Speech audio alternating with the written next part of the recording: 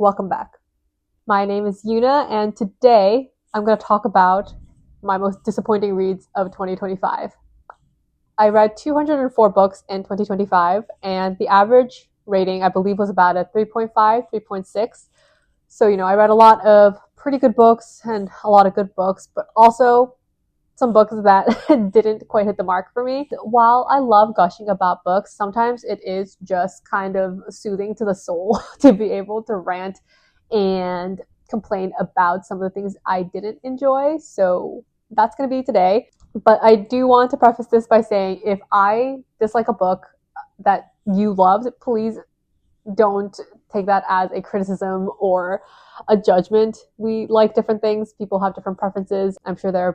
I know there are people out there who hate books that I think are so incredible. And I also want to say that today's list isn't necessarily made up of books that I just think are crappy books. Some of these books are on this list because I had such high hopes for them and I was disappointed in the reading experience, and maybe the book just didn't live up to the hopes that I had for it. So not necessarily an awful book, just not as good as I thought it was going to be. So I'm going to be using my phone quite a bit because I don't have most of these books physically. I don't tend to hang on to books that I rate below like a 3 or 3.5. I don't want to have books that I don't enjoy. All right, so the first book on my list of disappointing reads is one that I do have physically, and it is only because it was part of a box set and I don't want to sell it because it's a pretty set.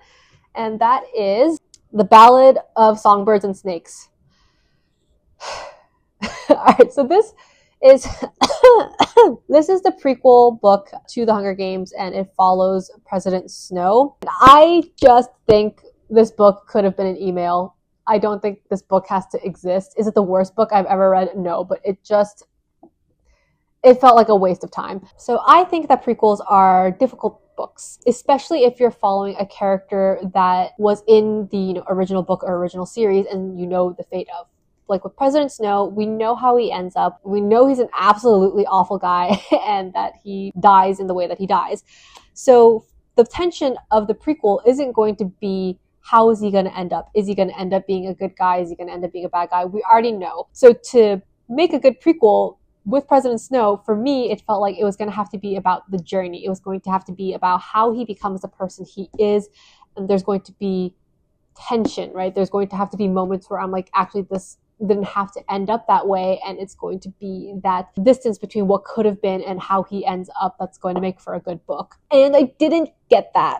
I don't think this book achieved that. All right, let me try and put my thoughts together. I found, first of all, pacing to be very, very awkward. The book sort of happens in stages, but in a way that it never feels like the tension is building towards something. There was no point at which it really felt to me that there was truly a chance that Snow could have been a different person, right? There was no point where I was reading, so I was like, oh my God, like this is really the moment when he could have genuinely and deeply and honestly been a different person.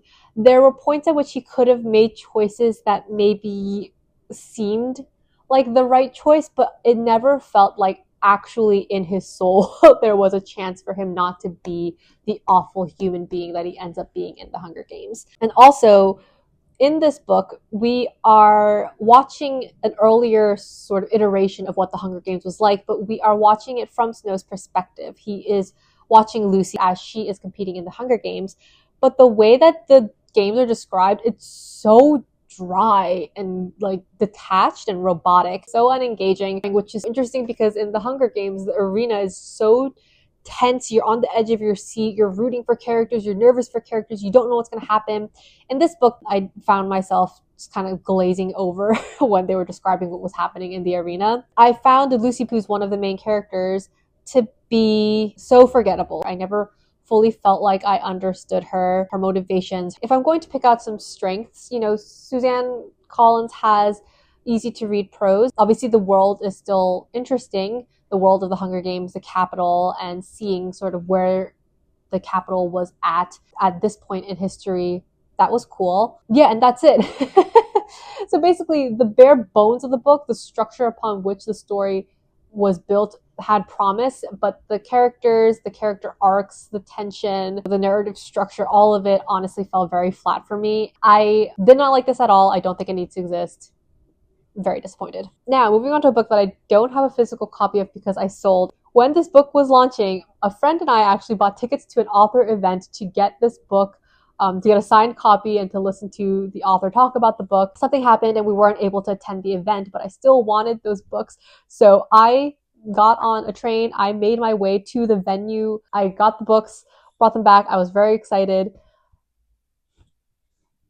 And I was disappointed. And this book is Katabasis by R.F. Kuang. Now, I want to say I do have a bit of a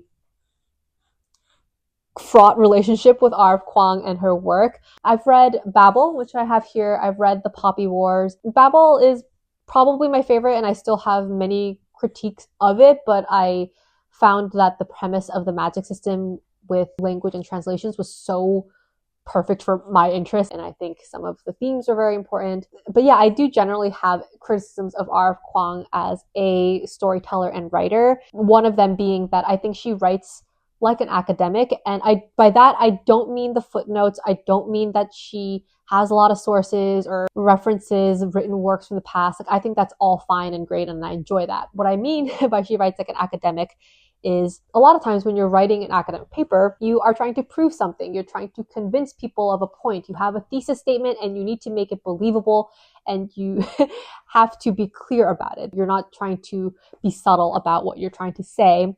And I think that bleeds into a lot of how she writes. Now, back to Katabasis. I don't dislike it because I think it was too academic, or that it referenced too many books, or I felt like I had to do research or have a whole curriculum to prepare to read the book. You don't at all. I don't think that that's true. So let me try and gather my thoughts on Katabasis. I'll start with the setting. Well, no, you know what? I'll start with describing the book in case you don't know what it's about. So the book Katabasis is about a grad student named Alice who is journeying to hell with another student in order to save the soul of her academic advisor so that he can write her a recommendation letter. Now, doesn't that sound so cool? I'm going to start with the setting. Because again, the setting is mostly in hell.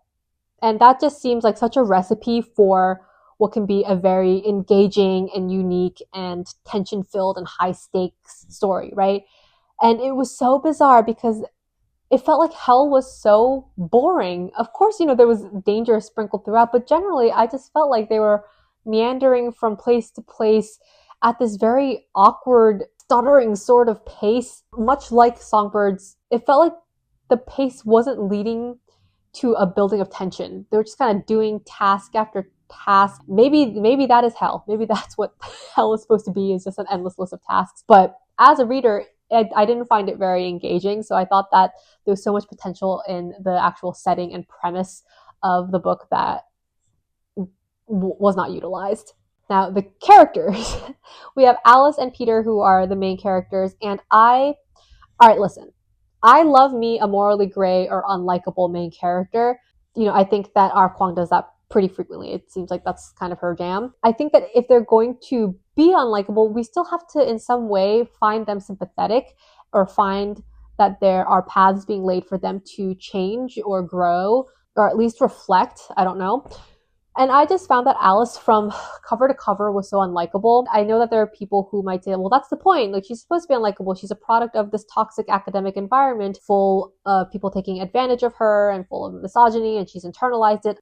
I just found her so deeply unlikable. The way she talks about other women and their accomplishments, or even their sexuality or their appearance or their bodies, I just thought that it was so icky, and it's not something that ever was addressed in any meaningful way, so you don't really end the story feeling like that part of her has changed. So Alice also displays disordered eating. She has a very fraught relationship with food that I don't know that I would say that R.F. Kuang handled very well. I found it uncomfortable to read about. So yeah, I didn't find Alice to be someone I was rooting for. Maybe there's like a tiny sliver of change or progression in her character towards the end, but it just wasn't enough for it to hit me in any impactful way. Peter is also a character, so he has a condition, and I can't remember how they refer to it. They either refer to it as like the beast or the monster. So he has chronic pain and he has this chronic condition. And I just don't know that I liked the way that that was handled either, the way that it was personified as this creature. I just think that that could have been handled differently, much like Alice's disordered eating. Another thing that really bothered me about this book is that in an attempt to talk about sort of the abusive nature of people in academia who are in seats of power, Kwong really made the antagonist like a caricature of an academic villain. And that's not to say that these awful people don't exist. They do. I fully acknowledge that. But the way that it was done in this book, I was just like, I get it. He's bad. It's bad. And that sort of leads me into another critique I had of this book, which is the theme or the messaging, which, Kwong is talking about the toxic and, again, abusive and exploitative nature of academia and the things that a lot of grad students or people who are part of academia have to go through. That's sort of it. That's all is said. It's bad. I felt like there could have been more explored or more said, or there could have been more nuance or just, I don't know, a deeper exploration. It just felt like it was quite shallow. Long story short, I thought that Katabasis was the weakest of R.F. Kuang's books that I've read so far. There was very little that I found enjoyable about it. Yeah, I don't know if this has done irreparable damage to my relationship with Kuang as an author. I don't think so. I'm sure I'll continue to be interested in what she puts out. But yeah, this one, it was not for me. Next, I'm going to talk about two books which are part of a duology. And again, so disappointed.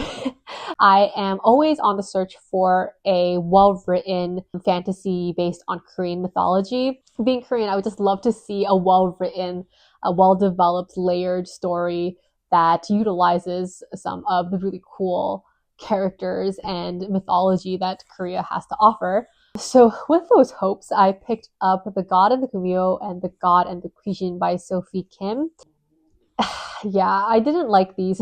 There's Seokja, who is the main male character, and he is a fallen god, the trickster god. So he's this immortal sort of being. And we have Honey, who is a kumyo, which is a Korean nine-tailed fox, and they are essentially buddy copping a murder mystery. And it's a contemporary fantasy romance. I'm not a huge romance reader. I love romance. I love, but I don't tend to read a lot of romantasy or romance heavy books, but I was willing to give this a try. All right, so what did I not like about this book? So with the first book, I was disappointed in how shallowly the mythology was integrated into the story.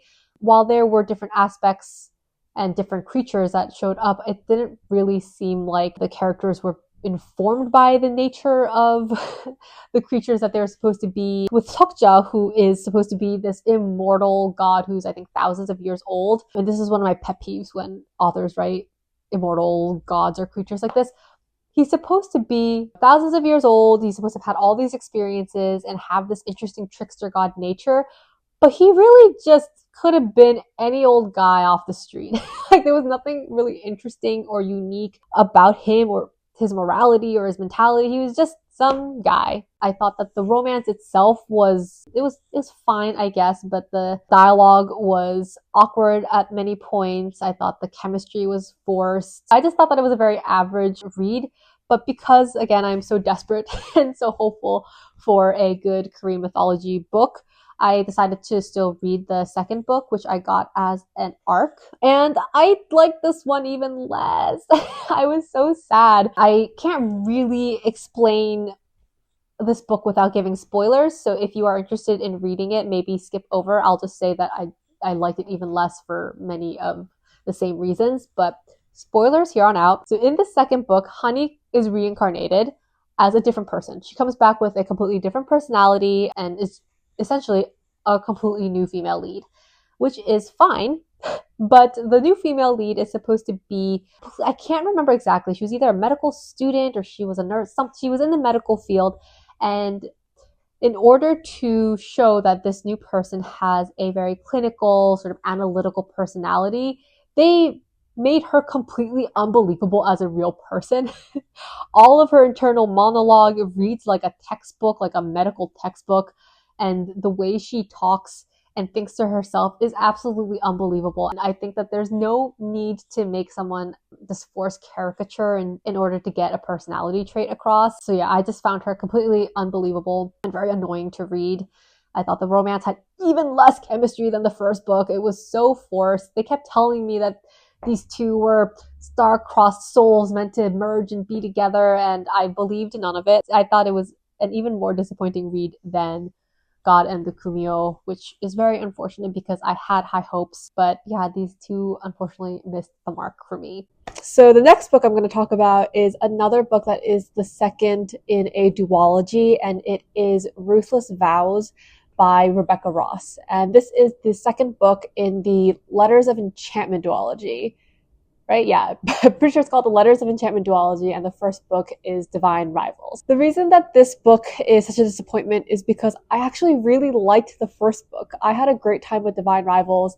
I thought it was really fun. I didn't think it was a perfect book or anything like that, but I still thought that Rebecca Ross's prose was really lovely and easy to read. I loved her descriptions of things. I thought the premise was really cool.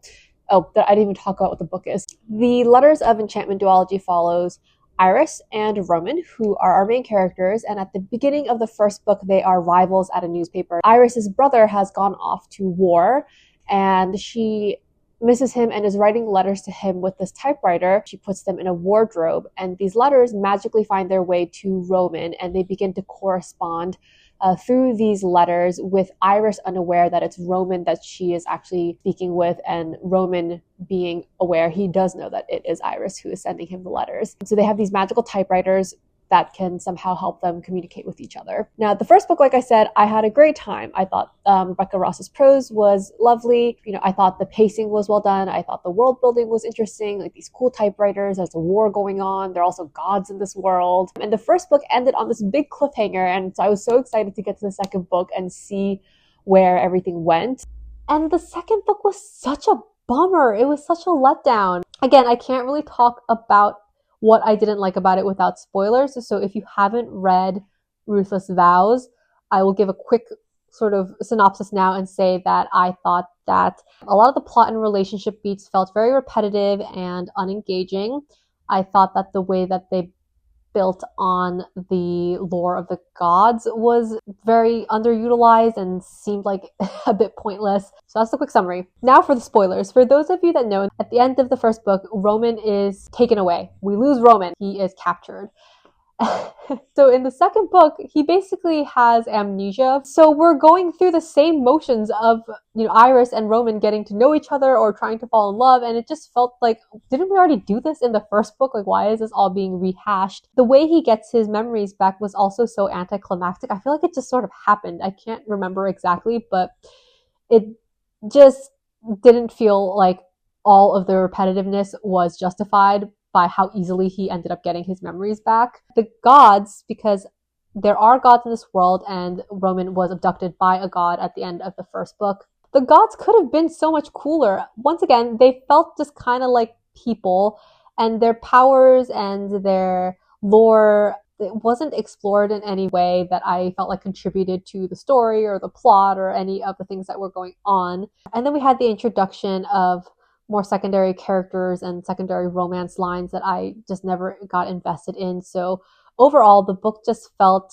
like a mix of too repetitive and too messy and underdeveloped. So I just thought that it was such a letdown because, again, I really did enjoy the first book and was hopeful that we'd kind of be building on that momentum for the second book.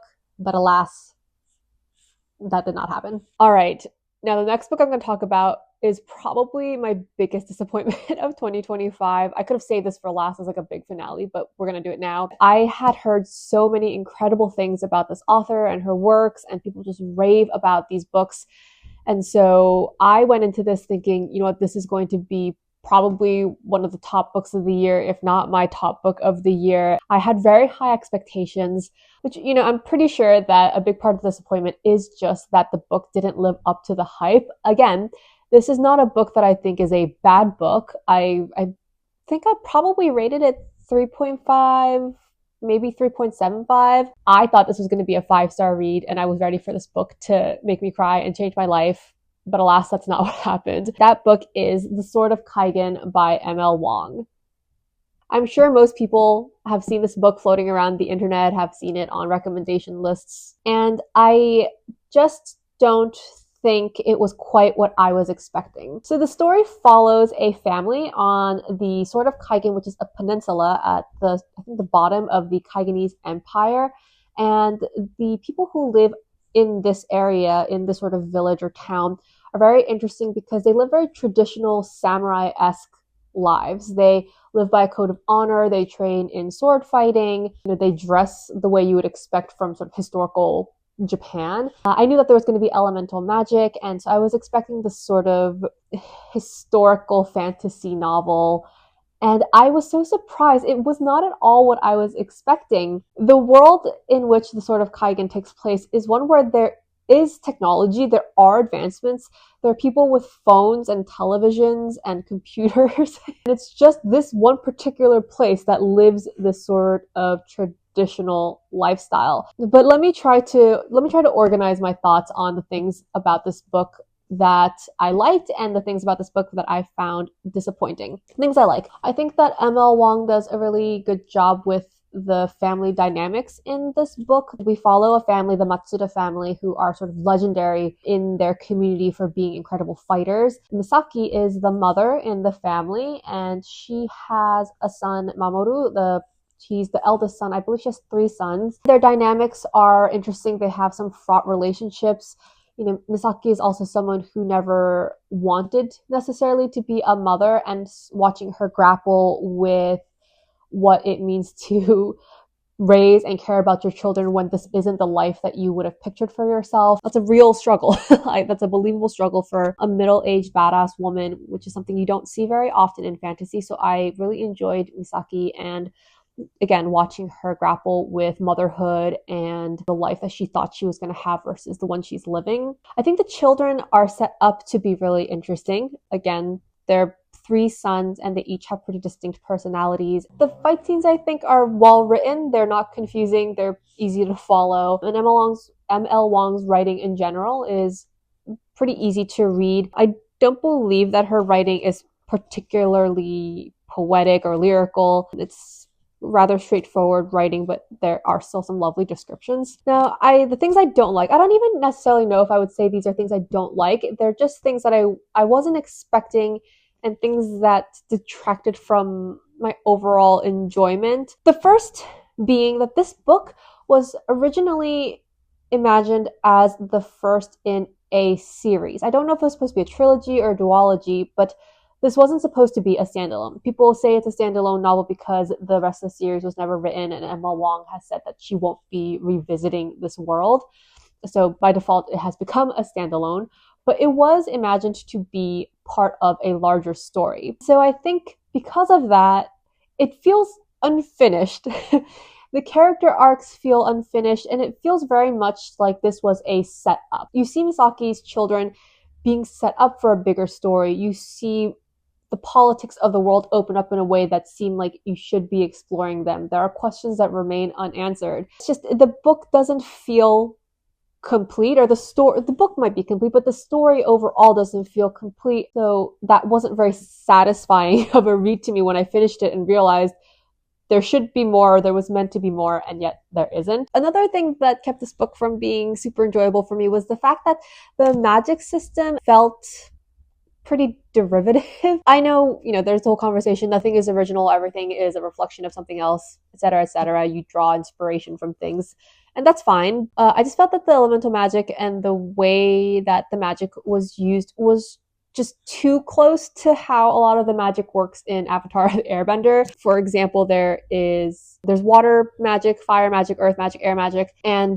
there's also blood bending, or controlling blood in people, which is a big part of Avatar Airbender. I believe that M.L. Wong said that she started imagining this world when she was younger. Don't quote me on this. I don't know if I'm making this up, but I believe I read on her website or somewhere that she started imagining the world of Sword of Kaigen and the Theonite series, I think, is a separate series, when she was a teenager. And I can see how someone who maybe was a young fan of Avatar the Airbender and that series and the world and the magic might have been influenced by it, but it was just a bit too close, and so that kind of detracted from the experience for me. Another thing about this book that I wasn't expecting is that a huge part of this book is the climactic big battle scene, and then the last, I'm not sure, don't quote me, but maybe the last third or last chunk of this book is following the aftermath of that battle and seeing how the family recovers or reacts. That is all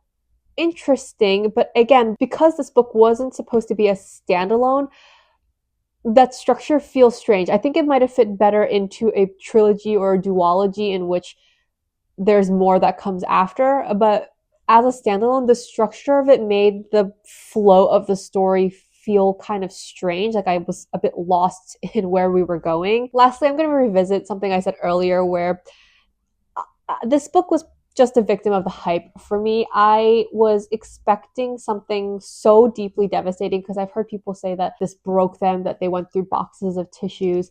And while there were emotional things happening and I was emotionally invested, I just wasn't as devastated as I was expecting to be or hoping to be. And I don't know if that's because the subject matter or the parts of the book that I think people were reacting to in that emotional way aren't things that resonate that strongly with me and my personal experience.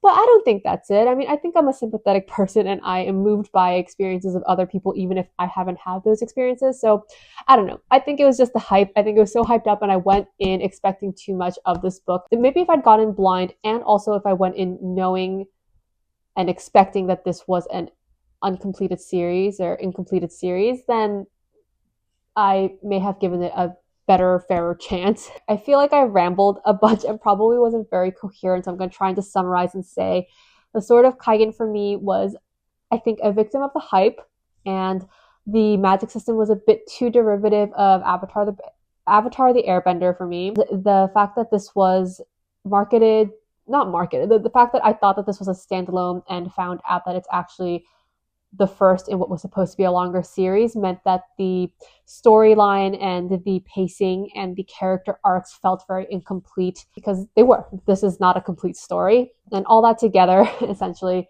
meant that this was a big disappointment, unfortunately. While it's not a bad book by any means, it didn't hit the way that I was hoping. Okay, we have made it to my final two books on my most disappointing books of 2025 list.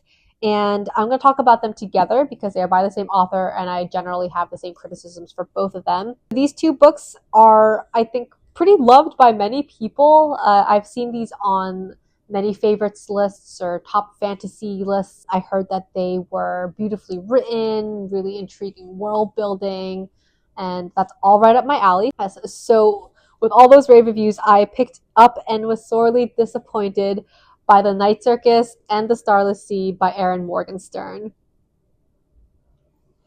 I'm telling you, no one is more disappointed than I. I've still held on to these books. I haven't sold them yet because there are certain strengths to the books that make me feel like I want to hold on to them, and maybe if I read them at another point in my life, they'll hit different, but I can only speak from where I am now. I can only give you the truth that I'm living in this moment. I will try to describe them. They're very hard to describe succinctly or clearly, kind of because of the nature of the way that Erin Morgenstern writes, and I will get into that. Night Circus is about a magical circus that appears without warning at night. And in the circus, there are two characters, Cecilia and Marco, who are young magician apprentices, and they have been set up by their individual instructors to be rivals in this circus as part of a game that is not explained to either Cecilia or Marco. They are competing by trying to create more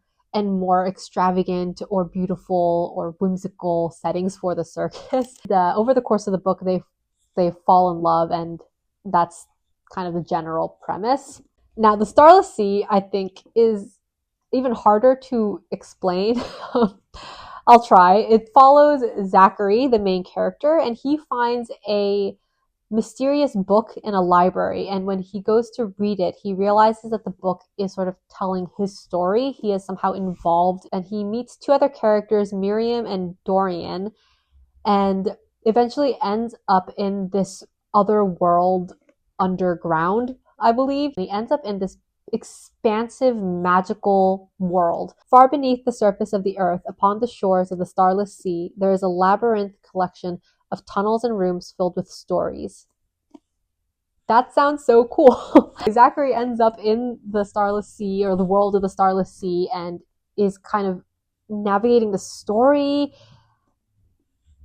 First, I'll talk about the strengths of these books. Erin Morgenstern has very beautiful, lyrical, elegant, mesmerizing prose. The way she describes things, the way she describes worlds, places, people, it's really beautiful. It's very easy to kind of get swept up in what she's writing. She is so good at creating vibes. These books are both so vibey.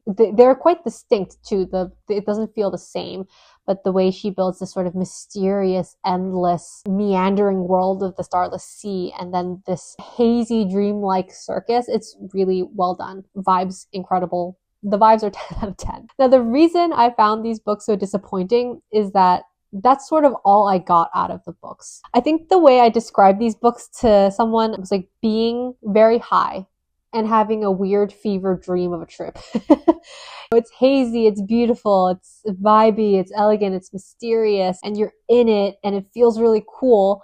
But then you sober up and it's kind of like, huh? What happened? What was that? That's kind of how I felt about these books. So I don't have any problem with plotless, meandering books, but I think that if you're going to have a book that is not really plot heavy, then the characters really have to anchor the book for me. Like I said, the settings are very whimsical and loosey-goosey and hard to grasp and understand, and that's sort of the point of these two books, right? It's like you have these magical settings that are not fully understood or explained, and that's fine. But then you also have characters who are very dreamy and hazy and difficult to pin down. So that's not really an anchor for your experience of reading. And also, both of these books, I'm pretty sure both of these books, it's not linear. Like, time isn't linear. You're jumping around from time to time, from place to place. So, like, the narrative structure or temporal structure isn't what's anchoring you. So to me, I read these books, and while the writing was beautiful and the settings were so intriguing, it never felt like I really latched onto anything as the core or anchor of my reading experience. So I left these books being like, yeah, that was a beautiful high, and now I am walking away with nothing but sort of an impression of the feeling of the places in the book. To me, that's not a particularly satisfying reading experience. So yeah, I might reread these at some point and see if maybe I have a different experience the second time around and I like them more, because like I said, Erin Morgenstern does write beautifully in terms of her writing style, but everything else just was so cloudy and hazy that I had a hard time feeling like I had read anything that was settling in my brain. I think I could ramble on forever, but I will stop now because my voice is starting to go. All right, so the sun has set while I have been yapping about my disappointments. Like I said, if you have any books that you loved that I've talked about, that's totally fine. I would love to hear what you loved about them, and maybe I can revisit them with a slightly different eye. But yeah, you can't love them all, and that is absolutely fine. Thank you for listening to me ramble, and I hope to see you in a future video.